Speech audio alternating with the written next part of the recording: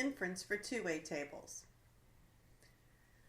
We can also use our chi-squared method to make inferences for data in two-way tables. The formula to find the expected count in a two-way table is multiplying the row total by the column total divided by n, where n is the grand total of all our values in the table. When conducting a chi-squared test of independence in a two-way table, the null and alternate hypothesis will be that there is no association between the row and column variables for our null, and that there is an association between those variables for the alternate. The test statistic is calculated the same way we did for a goodness of fit. Observed minus expected squared divided by expected, all added up. Our p-value is the probability that our chi-square is greater than this test statistic with the degrees of freedom found by our rows minus 1 times our columns minus 1. The assumptions necessary for this test are that the observations constitute a simple random sample from the population of interest, and the expected counts are at least 5 for each cell in the table. By itself, the chi-square determines only whether data provides evidence of a relationship between the two variables. If the result is significant, we could go on to identify the source of the relationship by finding the cells that contribute the most to the value. In other words, the cells with the biggest discrepancy between the observed and expected counts, and by noting whether the observed count falls above or below the expected count in those cells. Let's look at an example. We will use this data to determine if there's significant evidence to conclude that there's an association that exists between car color and the likelihood of being in an accident.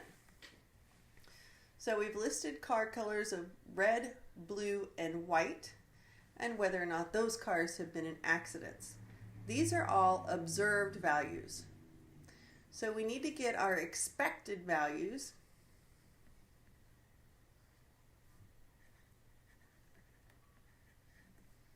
So let's add on to our chart right here. So these will be for the car has been in an accident and car has not been in an accident.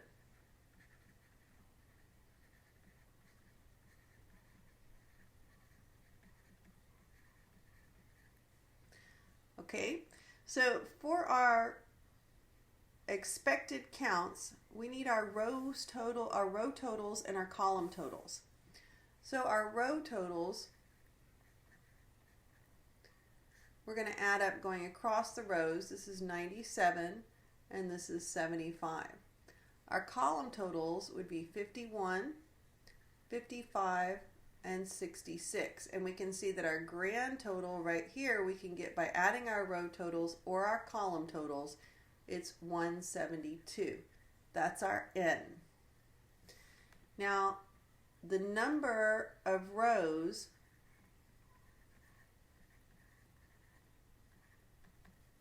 R is 2.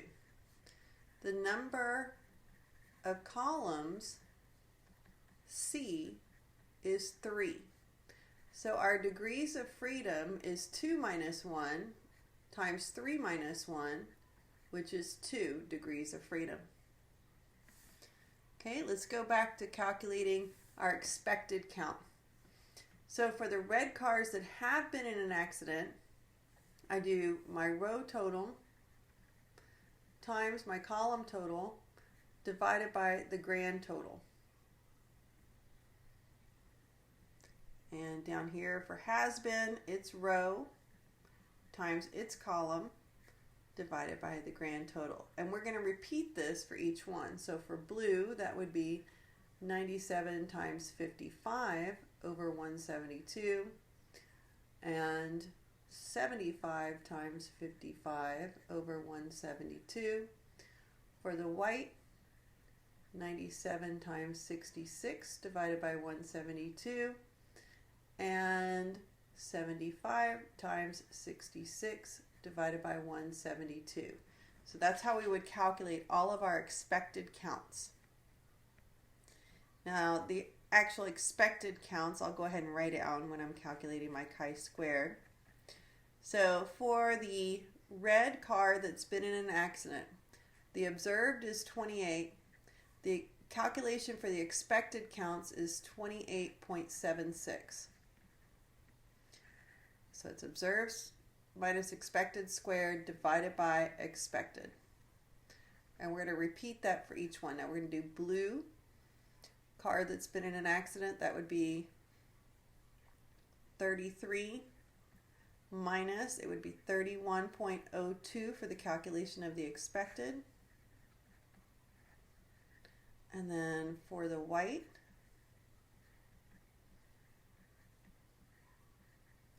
so again, that 37.22, that would be the 97 times 66 divided by 172. Okay, now I'm going to do the red car that's not been in an accident. Observed is 23. Expected for this one comes out to be 22.2.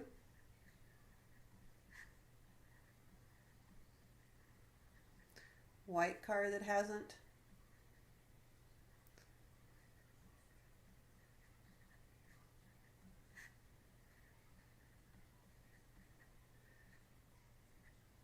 I'm sorry, that was the blue car that hasn't. And then last, the white car that has not been in an accident. 30 minus 28.78 squared.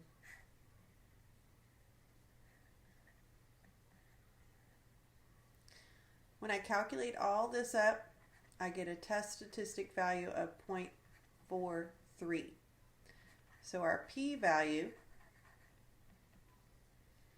is going to be the probability that chi-square is greater than 0.43 with 2 degrees of freedom. So in the calculator, that would be this chi-squared CDF, 0.43, big number, and degrees of freedom. This gives us a very large p-value.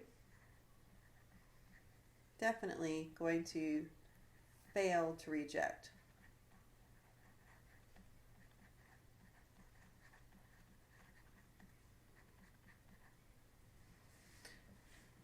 So our null here is that there is no association between the car color and the accident. And the HA is that there is an association. Since we're failing to reject the null hypothesis, we will conclude that there is no association between car color and whether or not it's been in an accident.